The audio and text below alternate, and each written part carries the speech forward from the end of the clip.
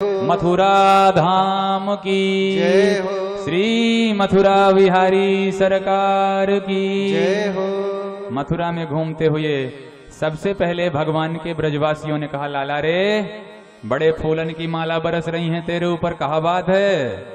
भगवान ने कहा, भैया मामा को भांजो अगर शहर में आएगो तो कहा मामा के गांव वाले स्वागत नाय करेंगे, तुम सब नाय जानो ये जो मथुरा है ना, यहाँ के महाराज कंस हमारे सगे मामा लगे हैं। ब्रजवासियों ने कहा, दारी के पहले काहे ना बतायो, अरे पहले बतायो हो तो हम उन्हें एक जबरदस्त वाली बगलबंदी पहन के और अच्छे अच्छे आभूषण कपड़े लत्ते पहन करके ना आए होते। नीतेश भैया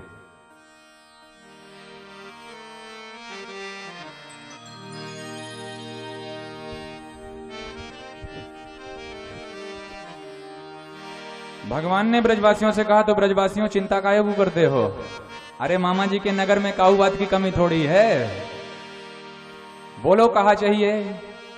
भगवान ने कहा, तो ब्रजवासी भगवान से कहते हैं, सबसे पहले तो लाला जबरदस्त पोशाक होनी चाहिए। तब तो भगवान ने एक धोबी को देख लिया और धोबी को बुलाते हैं, मामा जी राम राम। जय हो। धोबी ने कहा, ये मेरे कौन से भांजे राजा आ गए, फ्री में मामू बना दिया, कौन हो तुम, अपना परिचय दो। कृष्ण भगवान ने कहा, हम हैं कृष्ण कन्हैया, ये हैं हमारे दाऊ भैया, बाकी सब सखा संगाती, यहाँ के महाराज कंस हमारे रिश्ते में सगे मामा, सो मामा के गांव में जितने मिले सो सबरे मामा, या नाते आपू है गए। ओहो, तो तुम ही कृष्ण बलराम हो जी, बोलो क्या चाहिए। धोबी से भगवान ने कहा, अपनी पोठरिया में से नेक चमकीले चमकीले कपड़े हमको निकाल के दे दो। तब तो भगवान पर धोबी बिगड़ गया। ईदृशा नैव वासांसी नित्यम गिरिवने चरा, परिधत्त किमुद्वृत्ता राजदिव्यारण्य भीप्सथ। अरे महाराज के राजसी वस्त्र पहनोगे तुम, गंवार ग्वालिया कहीं के, कहीं इतने चमकीले वस्त्र देखे भी हैं जो पहनने की कामना कर रहे हो। और जैसे ही भगवान को गालियां दी तो भगवान का मूड खराब हो गया और एक चपका दिया गाल में, कनपटी में रख करके एक चांटा लगाया तो धोबी का सिर गर्दन से कट करके अलग दूर गिर पड़ा। रजकस्य कराग्रेण सिरः कायादपातयत। सो बाकी के धोबी अपनी अपनी पोटरिया वैसे ही छोड़ करके भगन लगे। भगवान ने कहा, ब्रजवासियों अपने अपने मनमर्जी के कपड़ा छांट बरा के पहन ले। और तब सारे ही ब्रजवासी अपने अपने पसंद के कलर के कपड़े पहन लिए। लेकिन जब कपड़े पहन के चलन लगे तो कहां तो छोटे छोटे ब्रजवासी और कहां विशाल महाराज कंस के कपड़े। तो जब पहन के चलने लगे तो महाराज सड़क साफ होवे लगी। भगवान ने कहा, ब्रजवासियों कपड़े नाप के ना है तो नेक उठा करके चलो, और जब उठा करके चलें तो ऐसो लगे महाराज जैसे हैंगर से टंगा दे हो। बोलो जय श्री कृष्ण। जय श्री कृष्ण। तो ये लंबे कपड़े पहनने का फैशन तो महाराज बहुत पहले से चला है। आजकल भी बारातों में देवियां जी दिख जाती हैं जिनके कपड़े उठाने के लिए, संभालने के लिए 5 लोगों की कम से कम आवश्यकता होती है। बोलो जय श्री कृष्ण। जय श्री कृष्ण। भगवान ने कहा, अपने एक परेशानी हो रही है तो संभल के चलो, आगे कछु व्यवस्था देखते हैं। और तब एक दर्जी ने भगवान को इस अवस्था में देखा तो दर्जी ने हाथ जोड़ करके कहा, महाराज आज्ञा हो तो हम कपड़ा ठीक कर दें। भगवान ने कहा, त्वन मुखे घृत सर करा, दर्जी भैया तेरे मुंह में घी शक्कर, जल्दी कर। और तब तो दर्जी ने भाव में भर करके ब्रजवासियों के नाप ले करके भगवान के समेत ब्रजवासियों के सारे कपड़े फिटिंग के बनाए दिए। भगवान ने कहा, बोल भैया दर्जी, तेने हमारे ब्रजवासियों ने खुश कर दिए, बोल तो को कहा इनाम दी जाए। दर्जी ने मन में विचार किया, धोबी को कहा इनाम मिली सो तो हमने देख ली, अब अगर हमने कुछ मांग दी हो तो कहीं यही दशा हमारी भी ना हो। सरकार मुझे आपकी कृपा दृष्टि के अलावा कछु ना चाहिए। दर्जी ने जब ऐसा कहा, भगवान ने कहा, तो जाओ हम आओ आशीर्वाद है, तुम खूब फलोगे फूलोगे। सो आजकल आप लोग देख ही रहे हैं महाराज, कपड़ा से ज्यादा की तो हो गई सिलाई। ब्रजवासियों से भगवान ने कहा कि ब्रजवासियों अब तो काऊ बात की कमी ना है, तब भगवान से ब्रजवासियों ने कहा, लाला कपड़ा मिल गई, नापों के बन गए, लेकिन ब्रजवासियन के गले में जब तक मोटी सी फूलन की माला ना पहराई जाए तब तक ब्रजवासियन ने चैन ना पड़े। ब्रजवासी महाराज माला के कितने शौकीन हो गए ये देख ही रहे हो आप कि 3 बजे से पहन करके बैठे हुए हैं, 8 बज रहे हैं। बोलो जय श्री कृष्ण। तो ब्रजवासियन के गले में फूलन की माला होनी अनिवार्य है लाला। तब तो ततः सुदामनो भवनम मालाकारस्य जगमतो तौ दृष्ट्वा समुत्थाय ननाम शीर्षा भुवि। भगवान को देख करके उस सुदामा नाम के माली ने, भागवत में 3 सुदामा हैं, एक भगवान के सखा श्रीदामा, एक मथुरा में आए हुए सुदामा, और एक कल आप जिनकी चर्चा सुनेंगे जिनके भगवान मित्र बनते हैं वो सुदामा जी महाराज। तो 3 सुदामाओं की चर्चा है। इनमें से दूसरे नंबर के सुदामा जी के घर में पहुंच गए। माली के यहाँ मालाओं के अलावा कुछ था भी नहीं, सो माल्यार्पण करके ही प्रेम से भगवान का स्वागत किया। भगवान ने उसे विशुद्ध पराभक्ति का आशीर्वाद दिया और आगे बढ़ गए। बोलो ब्रजवासियों, अब तो काऊ बात की कमी ना है। भगवान से ब्रजवासियों ने कहा, लाला रे गले में माला पड़ गई, कपड़ा मिल गए, पर ब्रजवासी चंदनों के बड़े शौकीन हुए। जब तक ब्रजवासियन के माथे पे थापक थुआ चंदन ना पुतेगो तब तक ब्रजवासियन को चैन ना पड़ेगो। और तब तो भगवान ने 3 जगह से टेढ़ी मेढ़ी कुबड़ी को चंदन का पात्र जाते हुए देख लिया और भगवान ने चंदन की व्यवस्था बना दी। उन देवी जी को, उन कुबड़ी को आवाज लगा करके भगवान कहते हैं, अरे सुंदरी जी, कुब्जा चकरा गई भाई, मोते कुबड़ी से सुंदरी कहबे वारो कौन आ गयो। और मुड़ करके देखा, भगवान के पास आती है, सरकार आपने मोते कछु कही का। भगवान ने कहा, हाँ देवी, हम तुम्हें यही बुलाए रहे हैं, तुम्हारा परिचय कहा है। तब तो उस कुब्जा ने कहा, दास्यास्म हम सुंदर कंस सम्मता त्रिवक्र नामा ह्यनुलेप कर्मणि मन भोजपते अति प्रियम विना युवां कोन्यतमस्तदर्हति। आप ही ने आज तक सम्मान से बात किया है, बाकी मुझसे कोई भी सम्मान पूर्वक बात नहीं करता महाराज, क्योंकि मैं कुबड़ी हूँ, सैरंध्री हूँ। महाराज कंस के यहाँ चंदन की सेवा किया करती हूँ, क्योंकि मद भावितम भोजपते अति प्रियम। मेरे द्वारा घिसा गया चंदन पूरे मधुपुरी में बहुत प्रसन्न है, पसंद किया जाता है। भगवान ने कहा, देवी जी, मामा जी हैं तो खूब चंदन लगा लियो, आपने एक भांजे राजा वो लगा दो। कुब्जा ने कहा, महाराज ये तो मेरो अहोभाग्य होएगो कि आपके माथे पे चंदनानुलेपन कर सकूंगी। भगवान ने जैसे ही आदेश प्राप्त किया कुब्जा का, तो सारे ब्रजवासियों को भगवान ने कुब्जा के सामने खड़े कर दिया। तो एक एक करके चंदनानुलेपन कुब्जा ने कर डाला सारे ब्रजवासियों के माथे पे। और ये परंपरा तब से आज भी वृंदावन और मथुरा में चल रही है कि कोई भी जाता है तो वहां के छोटे छोटे बच्चे और छोटी छोटी बच्चियां बड़े प्यार से धर्म यात्रियों के, तीर्थ यात्रियों के मस्तक पर चंदनानुलेपन करती हैं और उनसे बदले में निछावर लेती हैं भगवान की। बोलो जय श्री कृष्ण। कुब्जा ने ब्रजवासियों के माथे पे लगाया तो भगवान ने कहा, हाँ देवी जी ने कितमाऊं यहाँ पर भी। तब तो बड़े प्रेम से भगवान के माथे पे चंदनानुलेपन कर दिया और सबको सजा धजा करके बिल्कुल श्रृंगार संपूर्ण बना दिया कुब्जा ने। पूरा कटोरा खाली हो गया पर भगवान ने कुब्जा को कुछ नहीं दिया। ब्रजवासियों ने कहा, लाला तूने कभी भी किसी से कुछ भी लिया है तो बदले में उसे कुछ दिया है, लेकिन इस कुब्जा बिचारी का सबरा चंदन पोत लियो और लियो दइयो कछु ना है, फिरी के चंदन घिस मेरे नंदन। सो ऐसी बात ना चलेगी कन्हैया, तो ये कछु देनो पड़े गोयाए। तब तो भगवान ने कहा, तो लो अभी दिए देते हैं। और भगवान कुब्जा के पास में आते हैं, अपने पदांगुष्ठ से कुब्जा के पैर के अंगूठे को दबाते हैं, एक हाथ कुब्जा की ठोड़ी पर लगा लेते हैं, दूसरा हाथ कुब्जा की कमर पर डाल लेते हैं और दाऊ दादा तो शर्म के मारे मुंह ही फेर लेते हैं। कन्हैया भैया ये अपनो वृंदावन ना है, मामा के घर आए हुए हैं, ध्यान रखियो। कन्हैया ने कहा भैया मुझे सब कछु पता है, तुम चिंता ना करो।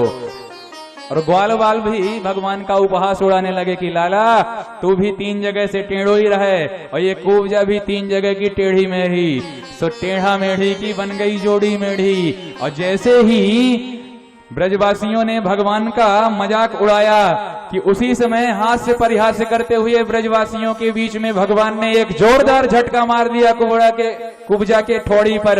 तो देखते ही देखते मुकुंद संस्पर्शनात् सद्यो बभूव प्रमदोत्तमा। जैसे ही मुकुंद का संस्पर्श प्राप्त हुआ तो कुब्जा के तीनों ही कुबड़े गायब हो गए। बोल मुरली मनोहर भगवान की जय। परम सुंदरी बन गई कुब्जा, छैल छबीली बन करके प्रणय निवेदन किया पीतांबर पकड़ करके। और तब भगवान ने आश्वस्त किया कि देवी जी मामा जी से पहले मिलेंगे, बाकी बात तुम्हारे घर चलेंगे। और भगवान आगे बढ़े। हाँ भाई ब्रजवासियों, अब तो काहू कमी ना आए हैं। तब तो ब्रजवासियों ने कहा ना लाला, अब तो पूरे मेला में राजकुमार हमें ही दिसेंगे। बोलो जय श्री कृष्ण। जय श्री कृष्ण।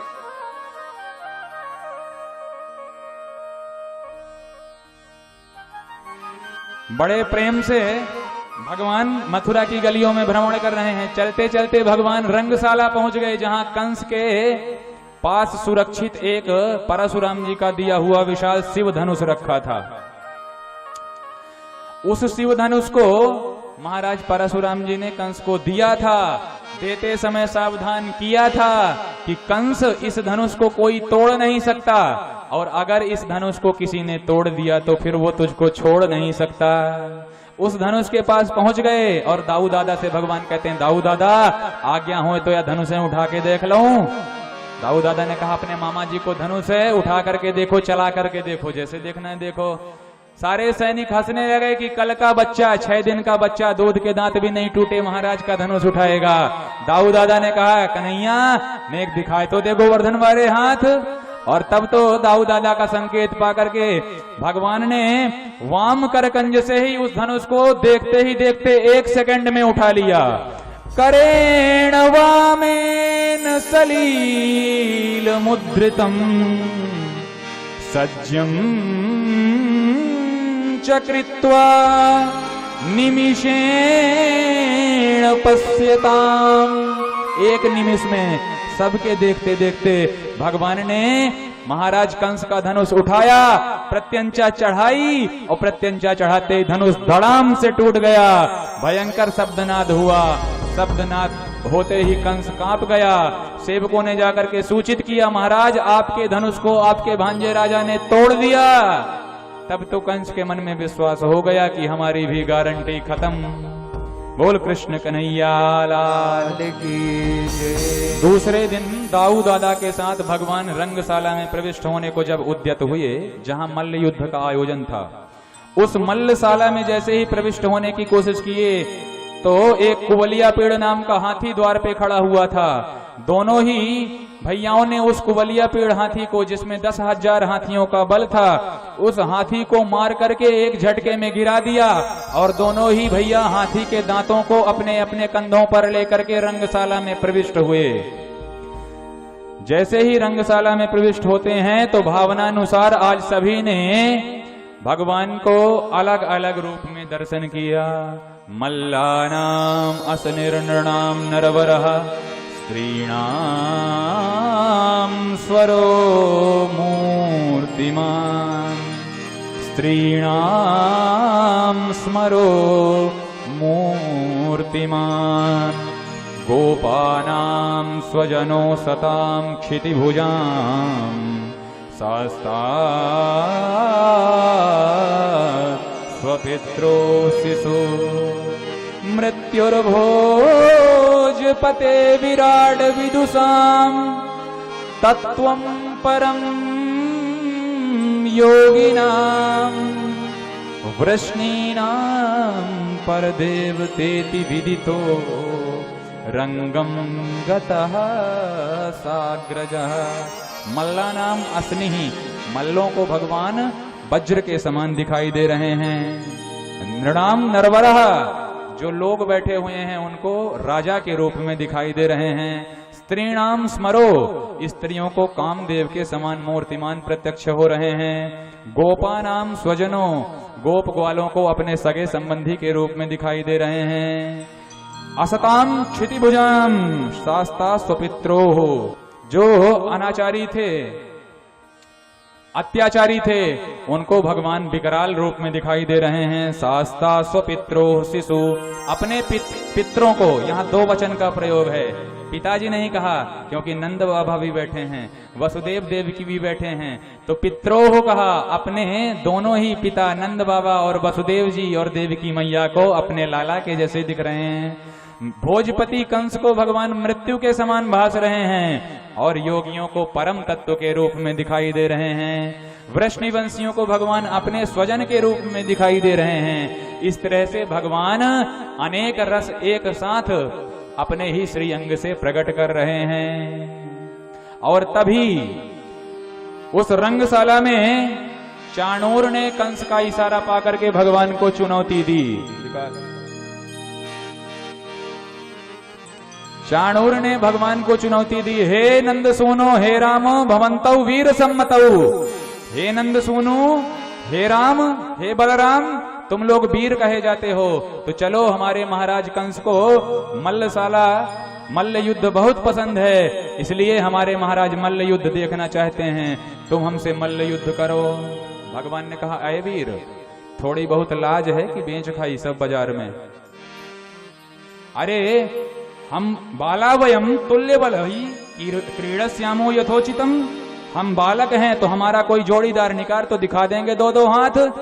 तब चाणूर कहता है, हे कृष्ण, न बालो न किशोरस्तम बलश्च बलिनाम्बरः, न तू बाल है न तू किशोर है, तू तो बलशालियों का भी बलशाली है। और जब चाणूर ने भगवान को ललचाया तब भगवान ने चाणूर से कहा, अय वीर, लाज बेची क्या तुमने, अय वीर, लाज बेची क्या तुमने, मथुरा के बाजारों में, मथुरा के बाजारों में, हाँ मथुरा के बाजारों में, अय वीर, लाज बेची तुमने क्या मथुरा के बाजारों में, क्या मथुरा के बाजारों में, क्या मथुरा के बाजारों में।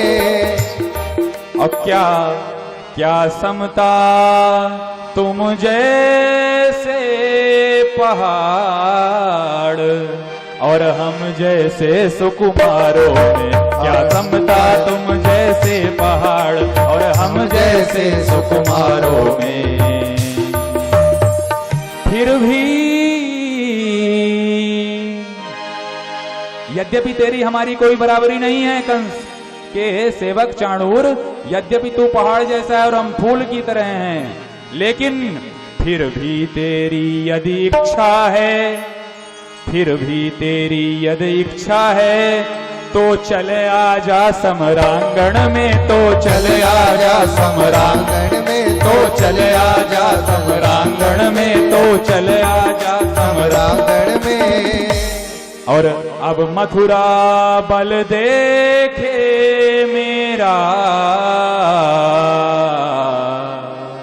अब मथुरा बल देखे मेरा इस मल्ल युद्ध के प्रांगण में, अब मथुरा बल देखे मेरा इस मल्ल युद्ध के प्रांगण में। इतना कहकर भगवान आज, इतना कहकर भगवान आज उस दुष्ट दैत्य पर टूट पड़े, उस दुष्ट दैत्य पर टूट पड़े, उस दैत्य दुष्ट पर टूट पड़े। इतना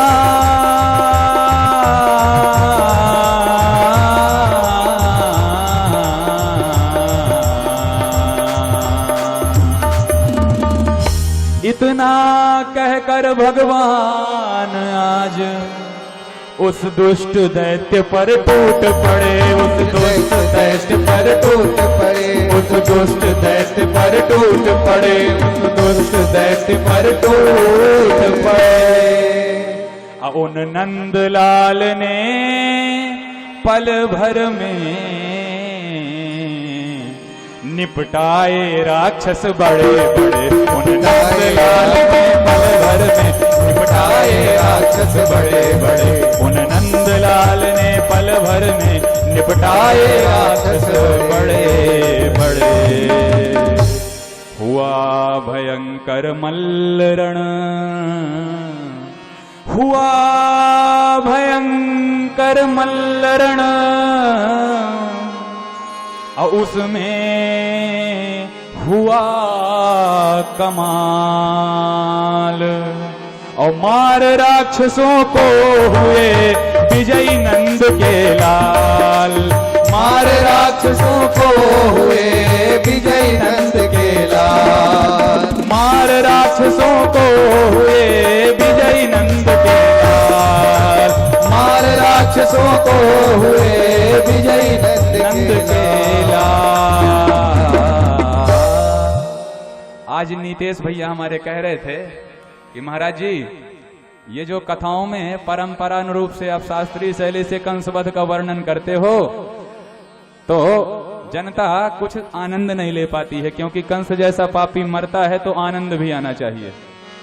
तो फिर दास ने ही बैठे बैठे इस पद को भगवान की सेवा करते हुए बनाने की कोशिश की कि कंसवध का चित्र अगर आप लोगों के बीच में इस तरह से प्रस्तुत किया जाए तो आप लोगों के आनंद का शायद और भी अभिवर्धन हो। तो भगवान ने इस प्रकार से चाणूर, शल, तोसल, कूट इत्यादि को दोनों ही भैयाओं ने कूटा, दोनों ही भैयाओं ने मारा। और जैसे ही बाकी के मल्लों में भगदड़ बची तो कंस का बैलेंस गड़बड़ा गया और कंस ऊंचे सिंहासन से चिल्लाने लगा, पकड़ लो इन दोनों बालकों को, आज जिंदा न जाने पाए। आज इनको मारूंगा, इनके बाप को मारूंगा और अपने बाप को भी मार डालूंगा। भगवान समझ गए कि इसका बैलेंस गड़बड़ा गया। भगवान समझ गए कि he got crazy, he has just got crazy, ये पागल हो गया, अब ये अपने संतुलन में नहीं रह गया। सो भगवान तुरंत एक छलांग मार देते हैं। भगवान ने पहली छलांग में ही कंस के सिंहासन पर पहुंच करके कंस की चोटी पकड़ ली और चोटी पकड़ करके कंस को अपनी मैया देवकी का स्मरण दिलाने लग गए कि दुष्ट कंस, तूने विवाह की बेला पर मेरी मैया देवकी को इसी तरह से केश पकड़ करके घसीटा था, तो आज देवकी नंदन उसी का प्रतिकार करने के लिए, उसी का प्रतिशोध करने के लिए आ गया है। हे चाणूरे मुष्टि के कूटे, शले तो शल गे हते, शले तो शल गे शेषा प्रदु ध्रुवो मल्ला, सर्वे प्राण परीस्वा, सर्वे प्राण परीस्वा, सर्वे प्राण परीस्वा। अरे हे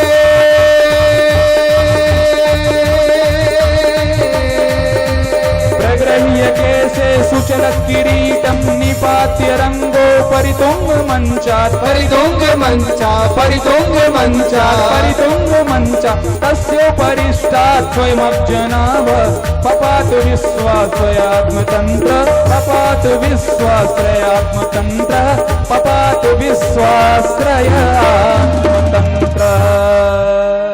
बोल कंस मर्दन भगवान की जय हो। भगवान ने चोटी घुमाई, कंस को सिंहासन से धरती पर पट दिया। विश्व का भार लेकर के भगवान विश्व के बराबर वजनदार होकर के कंस के ऊपर कूद पड़े। सो कंस के रहे सहे प्राण भी गोविंदाय नमो नमः।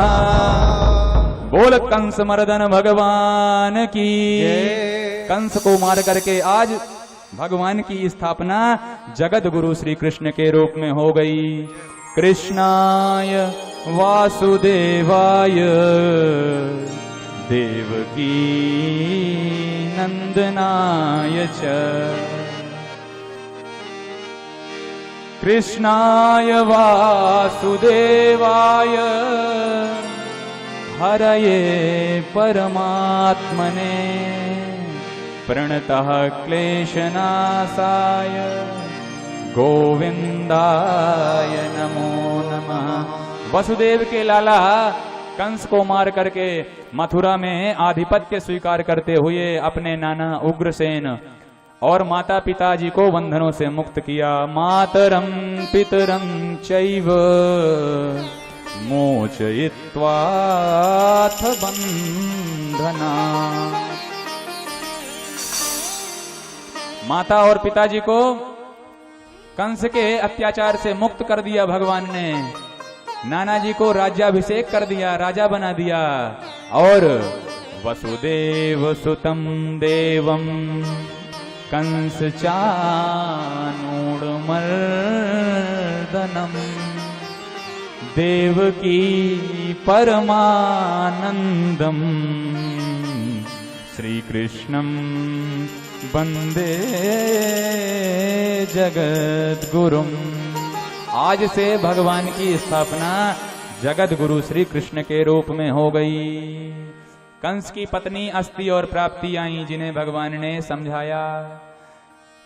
अस्थि और प्राप्ति तो मायके चली गईं और भगवान का सकुशल यज्ञोपवीत संस्कार हुआ। और यज्ञोपवीत संस्कार संपन्न करने के बाद भगवान इसी मध्य प्रदेश में उज्जैनी में सांदीपनी ऋषि के आश्रम में पढ़ने के लिए आए, उत्तर प्रदेश से। और यूपी से एमपी में आकर के एजुकेशन ग्रहण करते हैं, शिक्षा दीक्षा संपन्न करते हैं। जहां सुदामा जैसे ब्राह्मण को भगवान ने अपना परम मित्र बनाया और उन्हें प्रेम प्रदान किया, और जिनकी कथा आप कल श्रवण करेंगे। और पुनः गुरु दक्षिणा के रूप में अपने गुरुजी का मृत पुत्र ला करके भगवान ने दिया।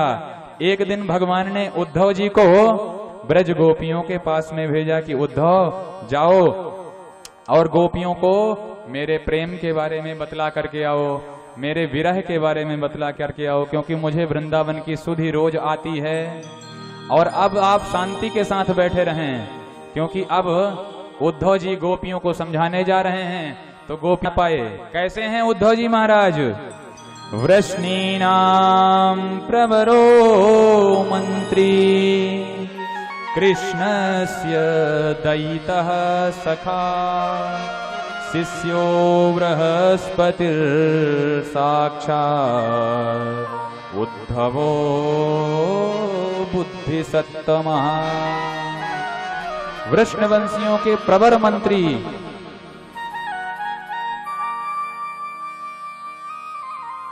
जिन्होंने साक्षात बृहस्पति जी से शिक्षा का अध्ययन किया था, ऐसे बुद्धि सत्तम उद्धव जी महाराज गोपियों को समझाने के लिए जाते हैं। लेकिन गोपियों ने अपने प्रेम में भर करके भ्रमर गीत इत्यादि के माध्यम से उद्धव जी को इतना प्रेम से लबालब भर दिया कि उद्धव जी सारे ज्ञान की बात ही भूल गए। गोपियों ने भौरे और राधा रानी के संवाद के माध्यम से, भ्रमर गीत के माध्यम से भगवान में और भ्रमर में एक रूपता बतलाई, भगवान को कपट पूर्ण बतलाया। भगवान के विरह में दुखी हुई गोपियों ने भगवान को भी खरी खोटी सुनाई और उद्धव जी को भी प्रेम का पाठ पढ़ा दिया। उद्धव सुन सूधो भयो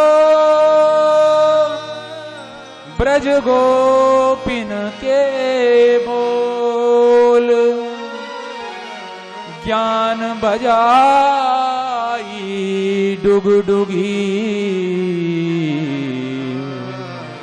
वैराग्य बजायो ढोल, प्रेम बजायो ढोल। उद्धव जी महाराज को शुद्ध बना दिया गोपियों के प्रेम ने।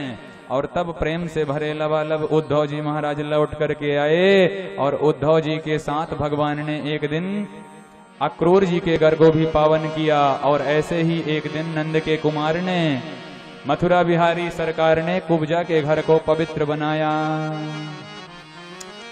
भक्तजन भगवान से यह प्रार्थना करते हैं, उद्धव जी महाराज यह प्रार्थना करते हैं कि हे प्रभु, अगले जन्म में मनुष्य न बनाना तो मत बनाना, अगले जन्म में तो वृंदावन का कोई धूल कण बना देना, वृंदावन का कोई वृक्ष बना देना, वृंदावन की कोई लता पता बना देना, क्योंकि वृंदावन में तो जन्म लेने वाला जीव मात्र सौभाग्यशाली होता है।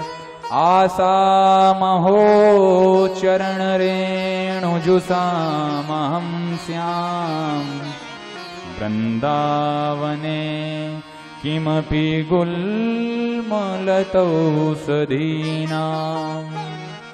यादुस्त्यजं स्वजनमार्यपथं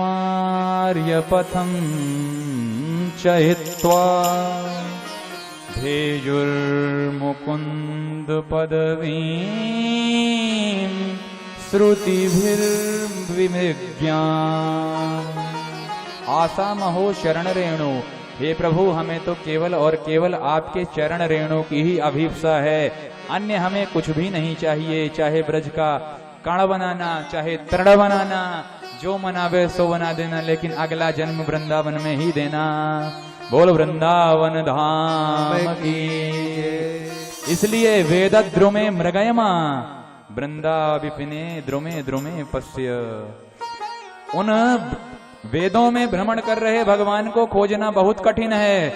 वृंदावन के तो किसी भी वृक्ष के नीचे वह मुरली वाला बांसुरी बजाता हुआ मिल ही जाएगा, इसमें किसी भी बात की कोई भी आशंका नहीं है। इसलिए वृंदावन का ध्यान, वृंदावन का भजन और वृंदावन का सेवन तो प्रत्येक प्राणी को करना ही चाहिए। वंदे नंद ब्रज स्त्रीणाम्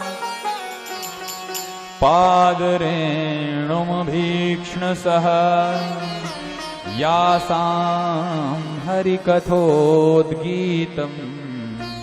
पुनाति भुवनत्रयम्। बोल वृंदावन धाम की। इस तरह से उद्धव जी के साथ भगवान मथुरा में निवास कर रहे हैं। उद्धव जी को प्रेम का पाठ पढ़ाया और अब अस्थि प्राप्ति जो जरासंध की बिटियां थीं, जिनका दामाद था कंस, तो जरासंध ने भगवान से बदला लेने के लिए एक एक करके 23 अक्षौहिणी सेना के साथ 17 बार मथुरापुरी में आक्रमण किया और भगवान ने सारी सेना का अंत किया, केवल जरासंध को लौटा देते थे। क्योंकि भगवान ने बैठे बैठे दाऊ दादा के साथ विचार किया कि एक एक असुरों को कब तक मारेंगे, तो ठीक है इस ठेकेदार को हम ठेका दे देते हैं, यह पापियों को पकड़ करके लाने का काम करेगा और मथुरा में बैठे बैठे हम निपटा दिया करेंगे। तो जरासंध जाता है। अब सोचिए, महाभारत का युद्ध देश का सबसे विशाल युद्ध है, इससे बड़ा युद्ध कोई नहीं हुआ। तो महाभारत के युद्ध में केवल 17 और एक 18 अक्षौहिणी सेना में पूरा महाभारत युद्ध हो गया एक बार में। और ये जरासंध 23 अक्षौहिणी आताताइयों को लेकर के 17 बार भगवान के ऊपर आक्रमण करा। भगवान ने उतनी बड़ी सेना का दाऊ दादा के साथ मिलकर के डट करके सामना किया, 17 बार जरासंध को पराजित किया और 18वीं बार सोच लिया कि दाऊ दादा लगता है यहाँ हम शांति के साथ नहीं रह पाएंगे। तो दाऊ दादा के साथ मंत्रणा करके कन्हैया ने मथुरा को छोड़ करके काल यवन का उद्धार कराते हुए मुचकुंद जी महाराज पर कृपा करते हुए और अंत में प्रवर्षण पर्वत से कूद करके समुद्र में ही अपना घर बना लिया और उस पुरी का नाम हुआ द्वारिका। बोलो द्वारिका धाम की जय हो। और उस धाम के धामाधिनायक बने, धामाधिपति बने श्री भगवान कृष्णचंद्र जी महाराज, और उन्हें सभी ने द्वारिकाधीश कहना प्रारंभ कर दिया, द्वारिका का नरेश कहना प्रारंभ कर दिया।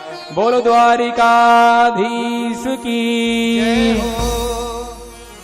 परीक्षित महाराज ने प्रश्न किया कि भगवान भीष्मक सुतां रुक्मणीं रुचिराननां राक्षसेन विधानेन उपयेम इति श्रुतम्। परीक्षित महाराज ने प्रश्न किया कि प्रभु हमने ऐसा श्रवण किया है कि महाराज श्री द्वारिकानाथ के प्रथम विवाह की बेला में भगवान भीष्मक की कन्या, भीष्मक की तनया, भीष्मक की कन्या श्री रुक्मणी देवी जी के साथ भगवान ने प्रथम विवाह किया। तो कृपा करके भगवान के उस विवाह की भी अब विस्तृत जानकारी दें, क्योंकि मेरे प्यारे प्रभु की यह मंगलमयी चर्चा सुनने का मुझे बहुत मन हो रहा है। अरे विवाह के तो नाम से ही लड्डू फूट जाते हैं।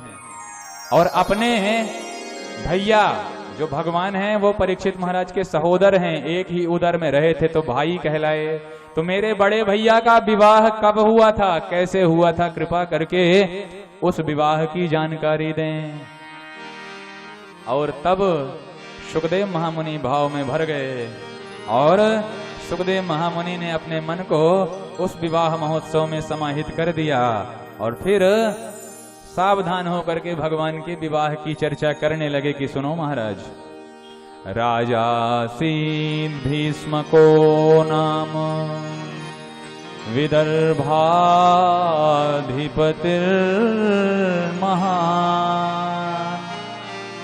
तस्य पंचा भवन पुत्र कन्यैका चवरानना। अब सावधान हो जाएं और बिल्कुल शांति का परिचय दें, क्योंकि अब भगवान के बारात की चर्चा है। क्योंकि बारात आ जाने के बाद तो फिर बैंड बाजे बजने लगेंगे और पटाखे फूटने लगेंगे, इसलिए जब तक बारात आ ना जाए और जब तक भगवान अपनी दुल्हन को ले ना जाएं, तब तक सब शांति बनाए बैठे रहें। बोलो जय श्री कृष्ण। एक भीष्मक नाम के राजा थे जो विदर्भ देश के अधिपति थे। उन विदर्भ देश के अधिपति भगवान जो भीष्मक थे, उनके 5 संतानें हुई। रुक्मी, रुक्मरथ, रुक्मकेशी, रुक्मबाहु और रुक्ममाली। उनमें जो सबसे छोटी थी वह बिटिया थी, उसका नाम था रुक्मिणी। और जो सबसे बड़ा था उस भाई का नाम था रुक्मी। बैठे बैठे एक दिन भीष्मक जी ने अपने बड़े बेटे से कहा कि बेटा, मुझे लगता है कि अपनी कन्या का विवाह द्वारिकाधीश से कर देना चाहिए।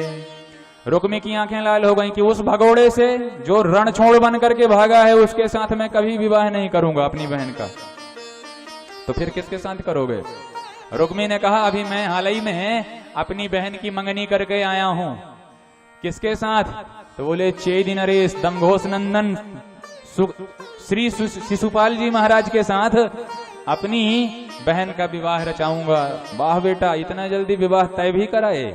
हाँ पिताजी, अपना काम ऐसे ही होता है, चट मंगनी पट ब्याह। हम तो जल्दी जल्दी ही चाई माई कराने वाले हैं। रुक्मी की बात सुनी तो ठीक है बेटा, अब जब तुमने सोच ही लिया है तो करो अपने मन का। और जैसे ही रुक्मणी देवी ने यह जाना कि मेरे प्रियतम श्री कृष्ण धन से अब मैं अलग होने वाली हूं और कोई दूसरा मुझे ब्याह करके ले जाने वाला है, तो अपनी भाभी के पास भागती हुई आई। भाभी ने रुक्मणी जी को समझाया कि रुक्मणी अब देर ना कर, बैठे बैठे विचार ना कर, तो क्या करूं? तो भाभी जी ने कहा write a letter for Shri Krishnachandra, तुम अपने प्यारे प्रीतम के लिए एक लेटर लिखो, एक प्रेम पत्र लिखो। और तब रुक्मणी जी ने भाव की कलम उठाई और हृदय के पन्नों में भगवान के लिए पत्र लिखना प्रारंभ कर दिया। श्रुत्वा गुणान भुवन सुंदर शृण्वतां ते निर्विश्य कर्ण विवरैर हरतोंगतापम् रूपं दृशां दृशिमतां खिललार्थलाभं त्वय्यच्युता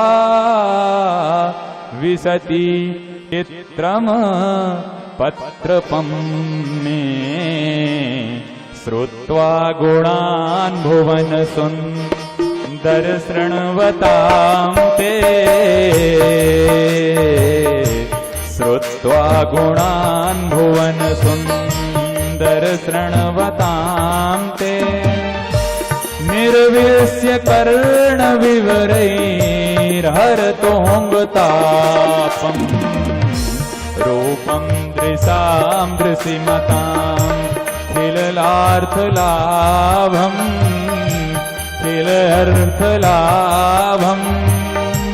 त्वय्यच्युता विशति चित्तं पत्रपं मे का त्वा मुकुन्द महती का त्वा मुकुन्द महती कुलशील रूप विद्या द्यावयो द्रविणधामभिरात्मतुल्यम् धीरापतिं कुलवती नवरणीत कन्या नवरणीत कन्या काले नृसिंह नरलोक मनोविरामम् श्रुत्वा गुणान् भुवन सुन्दर शृण्वतां ते शृण्वतां ते निर्विश्य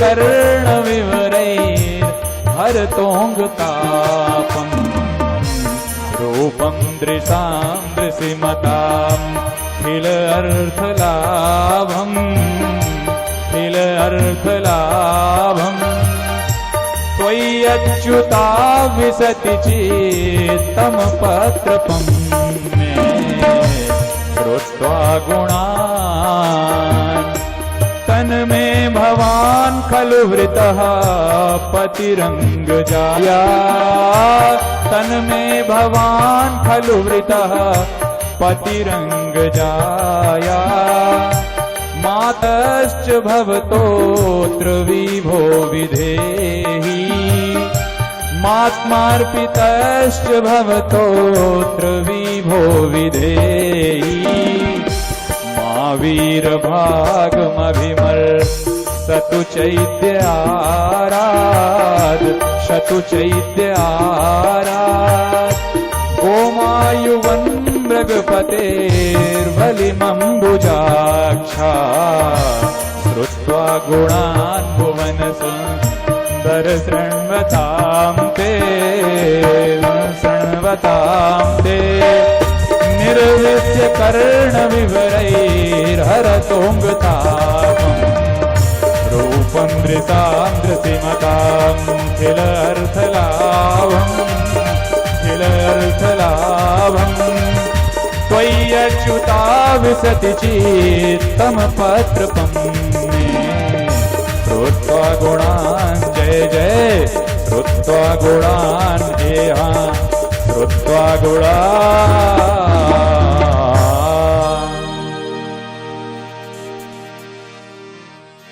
हे प्रभु ते गुणान् श्रुत्वा आपके गुणगणों का गायन मैंने इतनी भारी मात्रा में श्रवण कर लिया है कि हे हरि अब मैं आपके बिना जीवित नहीं रह सकती। निर्विश्य कर्ण विवरैर हरतोंगतापम जो आपके गुणानुवाद कान के माध्यम से जाकर के हृदय गत्तापों का अंत करते हैं, ऐसे आपके मधुर गुणगणों को श्रवण करते हुए आपका चित्र मेरे हृदय में अंकित हो गया है श्याम सुंदर। इसलिए अब आपके अतिरिक्त किसी से विवाह नहीं करूंगी। जन्म कोटि लगी रहूं कुमारी अब बरऊं श्याम, जन्म कोटि लग रगरी हमारी अब बरऊं श्याम न तरहूं कुमारी। अब तो चाहे सैकड़ों जन्म लेने पड़े श्याम सुंदर, लेकिन बनूंगी तो पत्नी आपकी ही और नहीं तो प्राण त्याग दूंगी। श्याम सुंदर परसों ही, अब ज्यादा समय नहीं बचा है, घर का मामला, घर का गोपनीय बात भी, घर की गोपनीय चर्चा भी रुक्मणी जी ने लिख दिया पत्र में कि आप जल्दी से जल्दी आ जाओ मुझे लेने के लिए। श्याम सुंदर परसों ही मेरी बारात लेकर के दमघोष नंदन चेदि नरेश शिशुपाल आ रहे हैं, तो कहीं किसी सिंह के भाग को कोई गीदड़ उठा करके न ले जाए श्याम सुंदर, खतरा इस बात का है। गोमायुवन मृगपतेर बलिमम्बुजाक्ष, हे मृगपते, हे मृगराज सिंह, कहीं आपके भाग को कोई गीदड़ उठा करके न ले जाए, इसलिए जल्दी से आइए और मेरा पाणी ग्रहण करके मुझे यहां से ले जाइए। और लेटर को एक पंडित जी के हाथ में सौंपती हैं। रुक्मणी जी अपने पत्र को पंडित जी को थमा दिया। पंडित जी भागे भागे द्वारिका आए, द्वारिकानाथ को संदेश दिया। पंडित जी को द्वारिकानाथ ने साथ में लिया और रथ में समाविष्ट होकर के, रथ में आसीन होकर के प्रभु चल पड़े। दाऊ दादा ने पीछे से देख लिया। उद्धव जी ने बताया कि प्रभु कुंडनपुर की ओर गए हैं। क्यों गए हैं? अरे उनकी बिटिया का विवाह होना है भीष्मक महाराज की कन्या का, और हमारे द्वारका तो कोई चिट्ठी पत्री आई नहीं, तो फिर वो क्यों चला गया कन्हैया? निश्चित ना कोई गड़बड़ घोटाला करने गया होगा। तो दाऊ दादा पीछे से नारायणी सेना लेकर के भगवान की रक्षा करने के लिए चले। बोल दाऊ महाराज की, जय हो। द्वारिका नाथ की। जय हो। पंडित जी भगवान को साथ में लेकर के आए। अभी सभी शांति बनाए रखेंगे, अभी न तो पटाखे फोड़े जाएंगे और न बैंड बाजे बजाए जाएंगे, क्योंकि जब भगवान रुक्मणी जी को लेने गए तो चारों तरफ से पहरेदारी थी, लेकिन किसी को कानों कान भनक भी नहीं हुई। जब भगवान द्वारिका पहुंच जाएंगे रुक्मणी जी के साथ, तब आप बैंड बजाना। बोलो जय श्री कृष्ण। रुक्मणी जी ने कहा, देखिए प्रभु, हमारे कुल की एक परंपरा है कि शादी के पहले कुंवारी कन्या गौरी मैया का पूजन करने के लिए मंदिर जाया करती हैं। तो मैं मंदिर जाऊंगी परसों, वहीं आप मुझे मिल जाना। वहां मेरे और आपके अतिरिक्त कोई नहीं होगा, वहीं से आप मुझे उठा करके अपने साथ ले जाना। भगवान ने जैसे ही पंडित जी से ये बातें सुनी तो कुंडनपुर पहुंचे। पंडित जी रुक्मणी देवी के कक्ष में गए।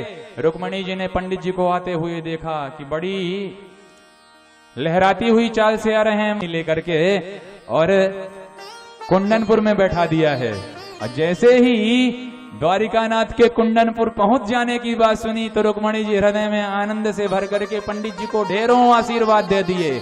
और जो लक्ष्मी मैया का श्राप भृगु ऋषि के माध्यम से ब्राह्मणों पर बहुत पहले लगा हुआ था, भगवान को जब चरण का प्रहार भृगु जी ने किया तो तब से ब्राह्मणों पर दरिद्रता का श्राप लग गया।